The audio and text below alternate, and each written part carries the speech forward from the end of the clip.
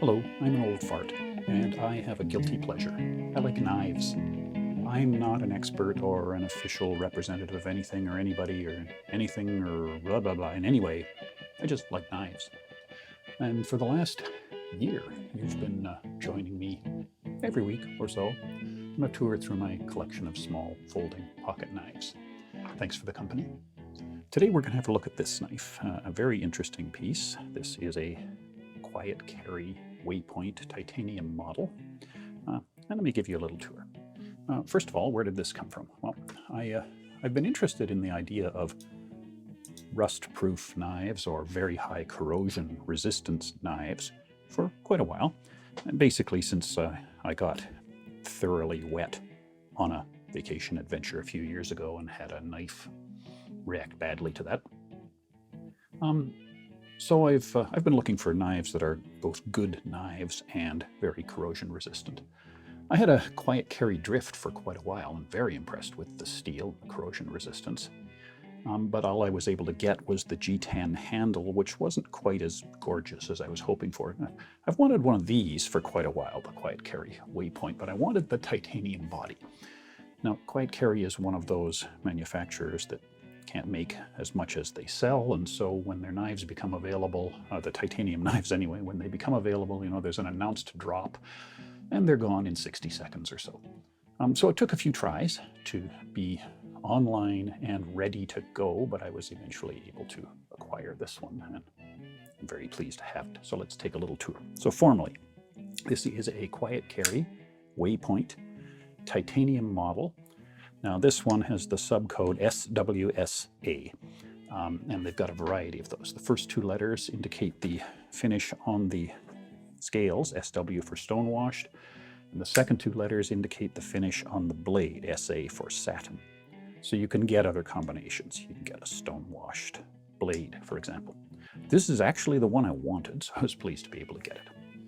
Oh, and when I say other combinations are available, that's air quotes, because of course nothing's available. You need to be there when they drop and move fast. So, anyway, the mechanism, we're going to come back to this because the mechanism is really nice. This is a titanium framed thumb stud opening liner lock knife, and it's running on phosphor bronze washers. Quickly about the size, its total length open is 191 millimeters, which, to use our internationally recognized scale, is just over a pocket calculator. We call it 1.1 pocket calculators. And to compare it to some other knives, it's much longer than a mini griptilian, so it's definitely sort of above the mid-size category, for which I consider the mini grip to be the reference. It's on the other hand, it's smaller than a Benchmade 940. So it's not quite at the so-called large knife range. The closest thing I have is it's about 2 millimeters larger than a bug out. So think bug out size. So a large medium size knife or a small large size knife. The weight, it is all metal, so there's some weight there. It's 77 grams. Now interestingly, that is still lighter than the mini griptilian. And it's about the same as the Terrain 365 Otter, which I mentioned that one, well, first of all, because it's the same weight, and I don't have anything else that's the same weight, but also because it's my other truly waterproof knife, so same weight as that. So it's not a featherweight, it's not as light as the ridiculously light bug out, but it's reasonably light in your pocket and to carry. The blade is really nice on this knife. It's a drop point blade, 3 1/4 inches long, so unarguably over that 3-inch mark that is magic in some places. The blade in the entire knife is long and slim, so you get a long, slim feeling looking at it and holding it. Has a nice concave grind, not as large radius as the concave grind, say, on the big Chris Reeve knives, but still enough to give a very pleasant reflection and make it a very good slicer.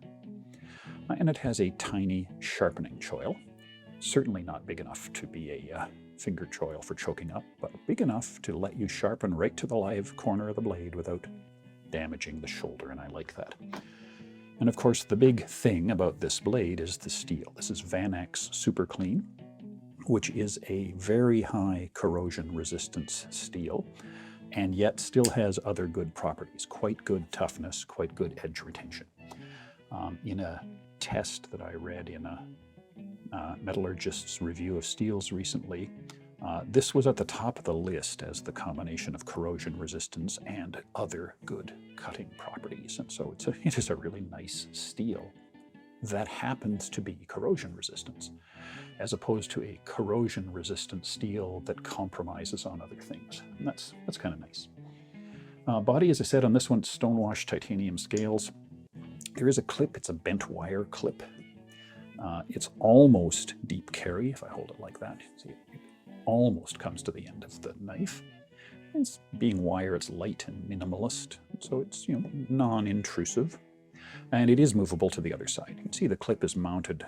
It's sitting in a couple of slots and held in place by a set screw. And there's a mounting location on this side to do the same thing. No lanyard hole. I usually discuss whether a knife is ambidextrous. Now, I'm not left-handed, so I can't really represent the left-handed interests, but it would seem to me that being a double-sided thumb stud, opening with your left hand would be possible, but awkward, because there isn't, see, there's quite a large recess there to get my right thumb under the stud. Less here. So I think you could open it left-handed. I'm not going to try. The clip is movable, so clip is fully ambidextrous, but closing, of course, being a liner lock, is awkward but possible. I can't do it. Awkward but possible for left-handed people. So I would not say it's really an ambidextrous knife, but it's probably something you could live with. They are designed in the US, manufactured in Taiwan. Very impressive manufacturing. As I'm going to come back to that, really good tolerances, action, smoothness, just like a lot about it. So speaking of like a lot about it, what do I like? Well, of course, the corrosion resistance, that's the thing. Now, I'm not a skin diver or anything like that, so I don't really need a corrosion resistance knife. It's the fact that it's worry-free. I can get it wet and I'm not worried. I can get myself wet and I'm not worried about the knife in my pocket, and I can wash it. So I've had this knife places where it's got quite dirty, gritty with sand, for example, and I can just stick it under running water and wash it, and that's nice to know. The neat thing about the knife, and why I really like it, is the surprise, which is that ignore the corrosion resistance, and this is still a great knife. The mechanism is wonderful, just very smooth opening. You can open it slow. You get a nice satisfying clunk on a solid lock. You can flick it open beautifully. Good firm lock engagement, no blade play, just a wonderful mechanism. And it is comfortable. Holds the hand well, the finger grip is in exactly the right spot. The clip is not annoying, so it's comfortable to hold. And I like the appearance. It's simple, it's subtle. There's some nice sort of light decorative touches, like the little milled bumps on both sides. Nicely chamfered all around. The flat titanium will snail trail over time, which I don't mind. I think that adds character to a knife, so I like its appearance as well. And as I said, that blade steel is good steel. It cuts really well. I have not had to sharpen it yet because it's holding its edge quite well, but from what I've read, it will sharpen well as well. A few minor complaints, things that I don't like. One is that the bevel is not perfectly centered on the blade. It's pretty close, but it's not perfect. And this is for an expensive, hard-to-get knife, I'd like that to be a little better. Not crazy about the look of the clip. It's very functional, light, easy to use. That's all nice. But the wire held in place with a set screw is it's a little industrial looking. And that will lower its mark as a gentleman's knife a little bit in a moment. And I'll bring it a little closer here to show this. This scale screw here corresponds to a flat head on the other side, and that is remarkably close to the edge. It's had to push that way to be out of the way of the clip, I get that. But that couldn't be any closer to the edge. It's just encroaching on the chamfered edge of the knife. And when I look at that, That looks like something I did by mistake. That's the kind of thing I do when I'm machining, is I don't place things well enough and they end up, at edges and in awkward spots. So I would like it if that scale screw was, I don't know, moved this way a little bit so that it could then move that way a little bit. Not a big deal, but a small thing. The other thing I'll mention is the normal problem with liner lock knives is when you begin closing one-handed, your thumb is in harm's way of the moving blade. Nothing's going to stop that blade until it hits my thumb, and I worry about that. It scares me a little. Now, those are small things, at least I hope so. So now, let's go through my internationally unrecognized knife rating system. We'll start with the NTGK rating, which stands for Non-Threatening Gentleman's Knife. And we'll start with NT for non-threatening. So there's some good and bad, mainly good. The good is, it's a nice, simple shape. It doesn't look like it was designed to be a dagger, a stiletto, a fighting knife, a zombie killer. Nice, simple shape, not particularly intimidating. Next, and very important for non-threatening, you can open it slowly. And in fact, if you're in front of very nervous people, you can open it two-hand, and that doesn't look like a compromise. It looks like a design intent. And when you're opening it slowly, it opens quietly. So no scary whack that makes people go, "Ooh, what was that?" Now, of course, you can open it fast and loud, but don't do that if you're trying to be non-threatening. It's a knife that I would be comfortable loaning to somebody who wasn't a knife person. Somebody in the office says, "Can I borrow your knife?" Sure, here you go. They'll open it like that. They'll figure out how to close it. Not likely that they're going to cut themselves or somebody else, and that's all good. That helps to make it non-threatening. The bad is that it is a little long, a little bit long this way to be non-threatening. A 2.5-inch blade as opposed to 3.5-inch blade would be a little less scary. It looks a little stabby, to use my favorite knife reviewer's term. So mainly good under non-threatening, but a little long. I'm going to give it an A, not an A+.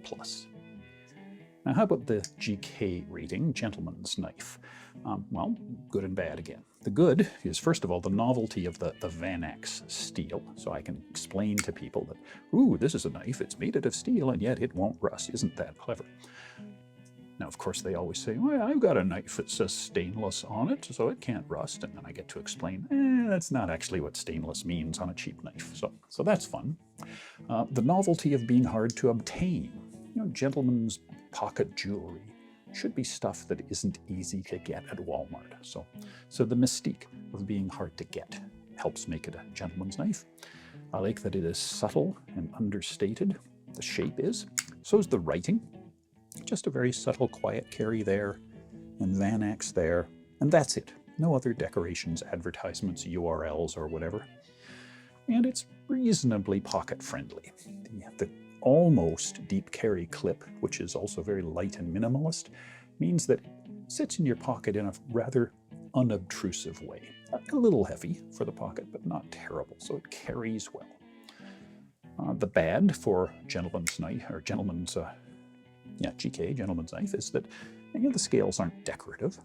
Now, people say, ooh, titanium, that's what the space shuttle is made out of. I mean, it's a good conversation piece, but it's not decorative. It's not ebony or walrus tusk or any of those fancy things. And I must say that, that opposite side clip screw is a little ugly. So it's just a little industrial looking. Those things are going to pull it down from an A+. I'll give it an A as a GK rating, so all told, an A as a non-threatening gentleman's knife. Now, how about the KN rating, which is for what will my knife nerds think of this knife? Well, it's all good. First of all, they'll get a great kick out of the Vanax steel, the very high corrosion-resistant steel that is yet also a damn good steel. The mechanism is fantastic. Every knife nerd I know enjoys opening and closing this thing. The shape and comfort and cutting ability are all good. And the bad, I have nothing to list. I'm going to give it a good solid A+ as a knife nerd rating. And finally, the CMR, the cut myself rating. My scale is simple. I've never cut myself, and so it's going to get an A. I'm tempted to say A+, just because it feels so comfortable and confident and safe in the hand, but the fact that my thumb is in harm's way on closing probably means I'm going to cut myself on it someday, so we're going to hold that as an A. So that's it. In summary, this is not a knife that compromises its knifeiness for rust-proofness. And yes, those are both words. The Terrain 365 Otter that I showed a little while ago does that. It's a completely rust-proof, non-rusting knife because it's not made of steel, but it's a compromise as a knife, not one of my favorite slip joint knives by any means. This one is easily one of my favorite thumb stud operated liner lock knives, quite aside from the fact that it is low rust. Even if it was ordinary premium steel, it would still be among my favorites. It's a great size, a wonderful mechanism, comfortable to hold and use. And the fact that I can wash it when I make a mess is just an extra bonus. So, surprised me that it has become one of my favorite knives. I like it a lot. That brings us to the end. Thanks for watching.